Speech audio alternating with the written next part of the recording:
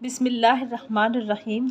آج میں آپ کے سامنے وحی کے نزول کا طریقہ، کس طرح سے حضور اقدس صلی اللہ علیہ وسلم پر وحی نازل ہوا کرتی تھی، وہ میں آپ کے سامنے بیان کرنے جا رہی ہوں۔ غور سے سنیے گا، یقیناً آپ کو بہت اچھا محسوس ہوگا کہ ہمارے رب العزت نے کس طرح سے ہمارے نبی کریم صلی اللہ علیہ وسلم پر اپنا کلام نازل فرمایا۔ حضرت صلی اللہ علیہ وسلم پر مختلف طریقوں سے وحی نازل ہوتی تھی۔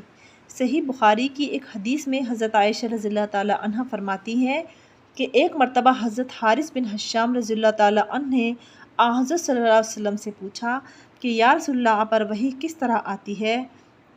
تو حضرت صلی اللہ علیہ وسلم نے فرمایا کہ کبھی تو مجھے گھنٹی کی سی آواز سنائی دیتی ہے اور وحی کی یہ صورت میرے لیے سب سے زیادہ سخت ہوتی ہے۔ پھر جب یہ سلسلہ ختم ہوتا ہے تو جو کچھ اس آواز نے کہا ہوتا ہے مجھے خود بخود یاد ہو چکا ہوتا ہے، اور کبھی کبھی ایسا ہوتا ہے کہ فرشتہ میرے سامنے ایک مرد کی صورت میں آ جاتا ہے۔ یہ صحیح بخاری کی حدیث ہے۔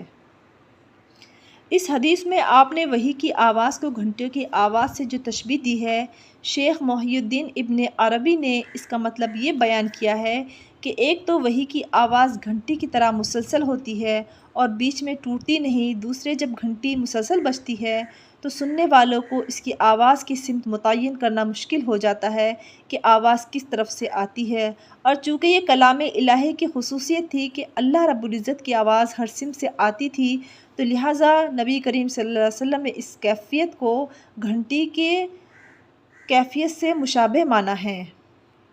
اور اس کیفیت پر جب آپ پر وحی نازل ہوتی تھی تو آپ پر بہت زیادہ بوجھ پڑ جاتا تھا۔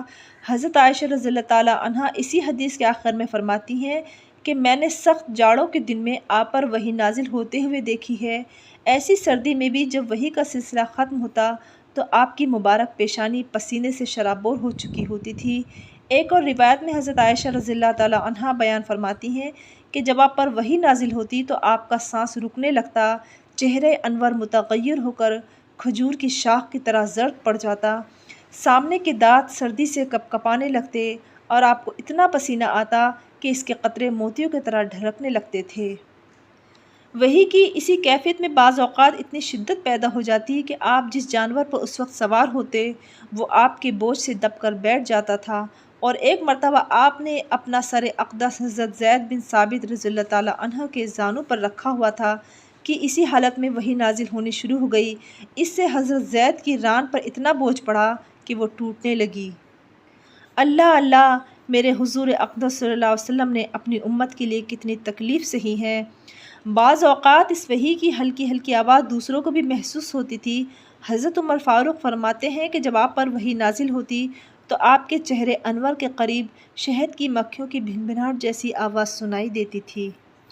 وحی کی دوسری صورت یہ تھی کہ فرشتہ کسی انسانی شکل میں آپ کے پاس آ کر اللہ تعالیٰ کا پیغام پہنچا دیتا تھا۔ ایسے موقع پر عموماً حضرت جبرائیل علیہ السلام ایک مشہور صحابی حضرت دحیہ کلبی کی صورت میں ہی تشریف لایا کرتے تھے، البتہ کئی بار دوسری صورت میں بھی تشریف لائے ہیں۔ بہرکیف جب حضرت جبرائیل علیہ السلام انسانی صورت میں وحی لے کر آتے تو نزول وحی کی یہ صورت حضرت صلی اللہ علیہ وسلم کے لیے سب سے آسان ہوتی تھی۔ وحی کی تیسری صورت یہ تھی کہ حضرت جبرائیل علیہ السلام کسی انسان کی شکل اختیار کیے بغیر اپنی اصل صورت میں دکھائی دیتے تھے، لیکن ایسا آپ کی عمر میں صرف 3 مرتبہ ہوا ہے۔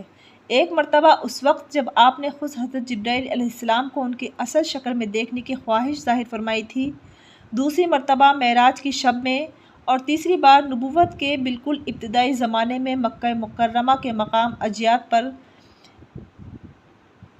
وحی کی چوتھی صورت براہ راست اور بلا واسطہ اللہ تبارک و تعالیٰ سے ہم کلامی کی ہے۔ یہ شرف حضرت صلی اللہ علیہ وسلم کو بیداری کی حالت میں صرف ایک بار یعنی معراج کے وقت حاصل ہوا ہے۔ البتہ ایک مرتبہ خواب میں بھی آپ اللہ تعالیٰ سے ہم کلام ہوئے ہیں۔ وحی کی پانچویں صورت یہ تھی کہ حضرت جبرائیل علیہ السلام کسی بھی صورت میں سامنے آئے بغیر آپ کے قلب مبارک میں کوئی بات القاء فرما دیا کرتے تھے۔ اسے اصطلاح میں نفس فی الروح کہتے ہیں، یعنی کہ خواب میں وحی کا نازل ہونا۔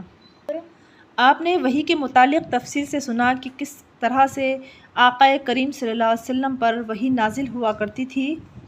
اس پر تقریباً اتفاق ہے کہ قرآن کریم کا نزول جو حضرت صلی اللہ علیہ وسلم کے قلب مبارک پر ہوا ہے، اس کا آغاز تو اس وقت سے ہو گیا تھا کہ جب آپ کی عمر صرف 40 سال تھی۔